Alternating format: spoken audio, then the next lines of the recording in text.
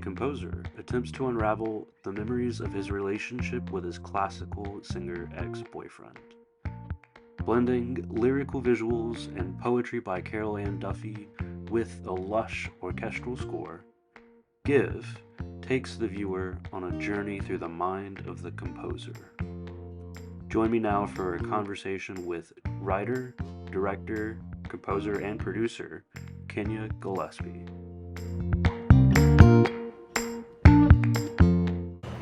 So my name is Kenya Gillespie. I'm the writer, director, also composer. I did a bunch of stuff on this film, essentially, for the short film Give, which is like a queer narrative short. So.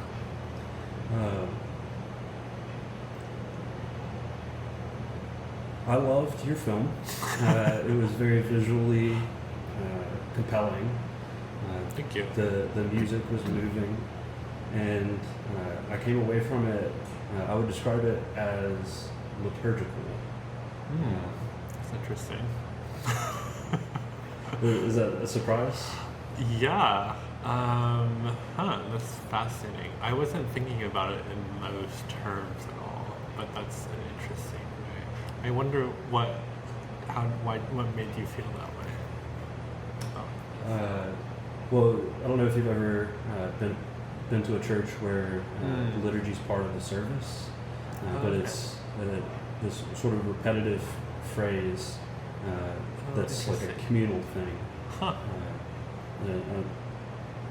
I'm curious if that makes a lot of sense because the music is very repetitive in many ways, and obviously the film starts with sort of this performance at the church. My conception of it, though, is just my background in music composition and specifically in classical music. So many of the concerts that I went to were held in churches, and I thought, well, this makes sense for like a recital, to hold this at a church. So yeah, we looked for churches, and that became the sort of location for that. But yeah, I do think there is very much like a repetitive structure to the music, and also the imagery and the use of camera movement and different shots referencing each other. So that's fascinating. Thanks for that insight. Yeah. Can you tell me a little bit more, sort of the intention behind the film, what you hope people might see and take away from it? Interesting. The main thing that I was interesting was exploring this idea of the way in which art, any form of art, whether it's film or music or anything else, can be a process of healing. When I was first thinking of this idea, I was like reminded of this piece that I wrote. My background is in composition, and I wrote this piece of music that dealt with like very completely different issues than what I like. Looking back on it, I think was like a piece that explored some of the emotions I was feeling in my relationship with my ex-boyfriend. At the time, the piece was dealing with like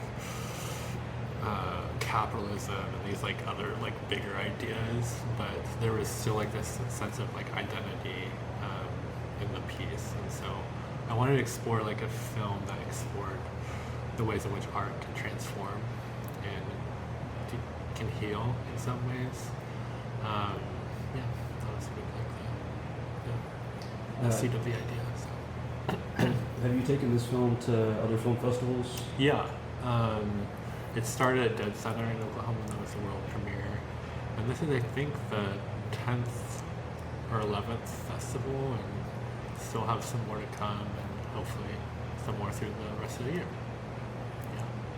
Well, I didn't get to catch it on the big screen here. Oh, okay. Yeah. You can catch it tomorrow at 3:15. Okay. There's like another showing. So, I might be able to catch it then. It's very much like a film that I was thinking of for the big screen too. Like I really wanted to make something that felt big and cinematic. Like when I watch it on like a laptop, for me, it's just like it doesn't have the same. It doesn't give the excuse of pun, but it doesn't give as much. Like on the big screen with like the music and like the sort of the bigness of the sound, it just it's a lot different. So I think in the final sequence, there's this sense of scale and time. Because you have your character at a desk, and then he leaves, and he comes back into frame, literally through a window frame. Yes. And it ends with him on the beach. Yes. Yeah. Tell me a little bit more about how you arrived at that as the final sequence. The final sequence, yes. Well, so that was like my first image that I had in mind for the film. So. Well, I like what you said about using art to show transformation. Tell me about these two characters. Are they pretty personal to you, or? Yeah, I mean the main character is like loosely based off of me, and like the other guy is like very loosely based on my ex-boyfriend. And you know, some of the events didn't quite happen like in my own life, but then some things, you know, either emotionally were like very similar to things that happened to me and us. But it was more about capturing a feeling and being honest to that was like the most important thing for me. I think the process of, sorry, we're getting into like all the analysis stuff, but I think the process of making it too made me understand that, like, you know, sometimes making a piece of art, it doesn't like fully heal you, it doesn't fully transform you. It's like a good step forward, you know, but a lot of the work you have to do by yourself. So. It's a beautiful film, so thank you for sharing it. Well, thank you. I'll ask, what made you choose the Oxford Film Festival? I've heard a lot about it. One of my good friends actually like really recommended that they come here. Yeah. Where are you from? I'm from Kansas originally, but I live in Austin, Texas right now. So I don't know. Well, do you ever go to the movies by yourself? Oh yeah, I actually sometimes prefer that. Especially if there's because sometimes when you, I mean, actually a lot of the time I think when you go to a movie, you feel the energy of the people around you. Especially if they're sitting right next to you, and so if you're going to a movie and you're going with some friends, it's like I can kind of tell if my friends aren't enjoying it or if they're having a really good time. That influences how you feel about the film. Yeah. And I kind of just want to go there by myself sometimes and just experience it, you know, by myself. But do you too? Yeah, I love going by myself. Yeah. Growing up, I would love going to see like horror movies or sci-fi. Yeah. And my parents weren't into it, so they would just drop me off. Oh, really? Come pick me up. So you just watch horror movies by yourself?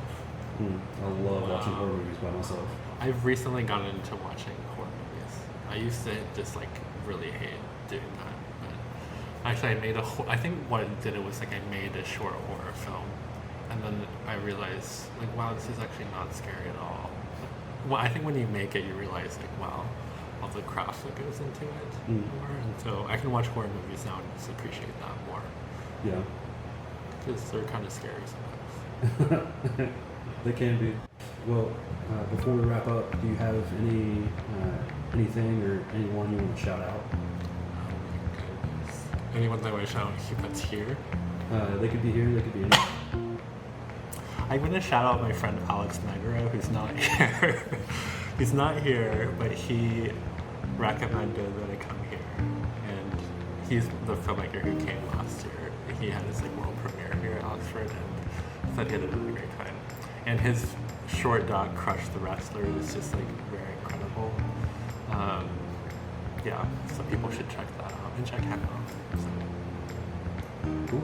Yeah. Well, Kenya, thank you for your time. Thank you. I appreciate it.